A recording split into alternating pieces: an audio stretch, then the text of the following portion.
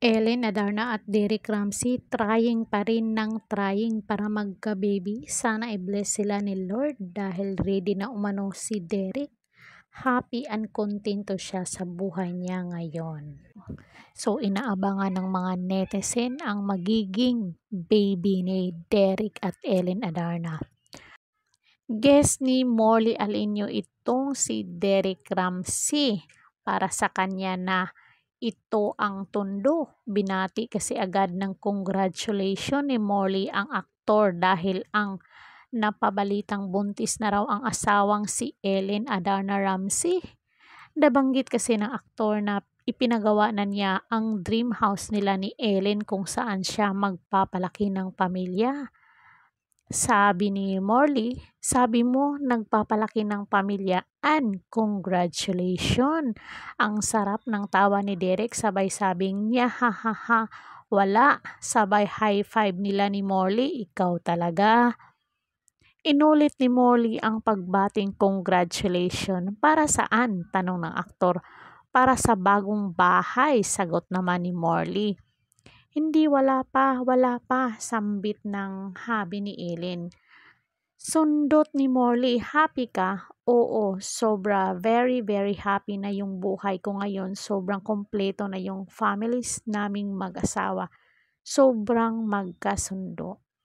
Naghahanap nga ako ng problema kasi my life now is really really good. I'm at peace, there's no more stress. Basta pag bini-bless na kami ng baby girl or baby boy, ready na ako. Ready na talaga si Derek magkaroon ng baby. So, hindi pa talaga sila binigyan ng ni God. So, it takes time.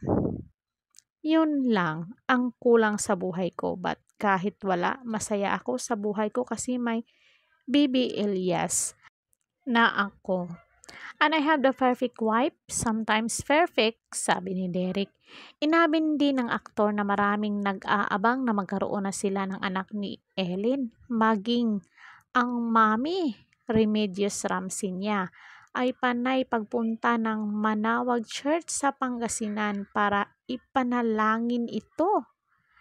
Sabay sabi ni Molly, kaya pala ang guwapo mo ngayon dahil tumatawa ulit. Natatawa rin si Derek. Pangit ba ako? Sabay paliwanag ni Derek, we're very private people now. Siguro ilang taon ng buhay namin ay ibinigay namin to the public. So, for me and Ellen, tahimik lang kami ngayon. We're just living our life, enjoying what we work so hard for, enjoying our company, enjoying our love for each other, and enjoying the blessing giving to us. We have this beautiful life together. Saad ng aktor. Nabanggit pa ng aktor na nahanap na niya ang contentment sa buhay at hindi raw kailangan ng milyones para maging masaya dahil sobrang ito ang nararamdaman niya ngayon. Tumatawang biro ni Morley. Naniniwala naman ako sa iyo. Pinaglihian ka pa nga sabay halakhak at hampas kay Derek. Nasambit na lang ng future dad na tumatawa rin, walang hiya ka. Pag magkaibigan talaga, walang patutunguhan tong usapan, tumatawang sabi ni Morley. Tinatanong ng host kung paano tumakbo ang araw ng mag-asawa, kung ipinagluto ba siya ni Ellen at paano ito maglambing sa kanya. I think mas malambing ako kay Ellen minsan. Clingy ako, gusto ko lagi ko siyang hinahawakan, more on physical affection. Touching her. Si Ellen, hindi nagluluto yan, pero magaling mag-order for delivery. Nagluluto ako pero hindi ko masasabing magaling ako. Nag-order din ako pero mas magaling mag-order si Ellen, seryosong sabi ni Derek. Dumako ang usapan kay Elias na nahihiram daw ni Lloydie tuwing weekends kasi nga may pasok ang bata kapag weekdays. Kumusta kayo ng father niya? Tanong ni Morley. He gets to spend a lot of time with his father. Wala naman kaming problema. hindi naman kami best friend, hindi rin kami mag-aaway, pahayag ni Derek.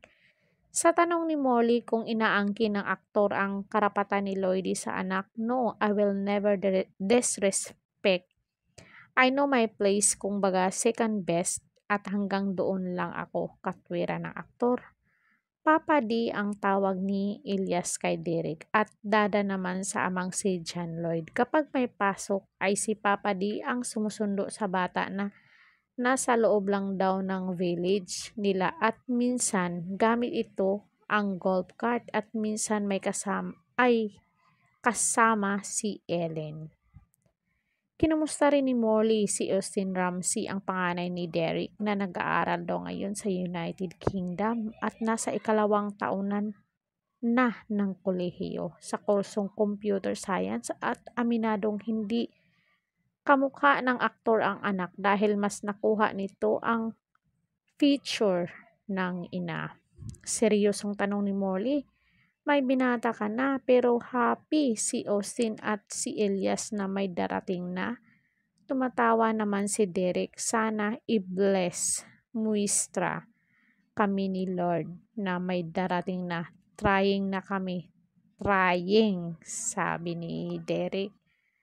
So marami pang topic sa chikahan ni na Derek at Molly, kaya abangan ang part 2. So mga marites, abangan natin ang part 2. Baka buntis na itong si Eileen sa part 2. So kung nagustuhan nyo ang video to, please like, share, and subscribe Caridad Official TV para updated kayo lagi dito sa aking channel. Ring bell on niyo ako. Hanggang sa muli and thank you so much.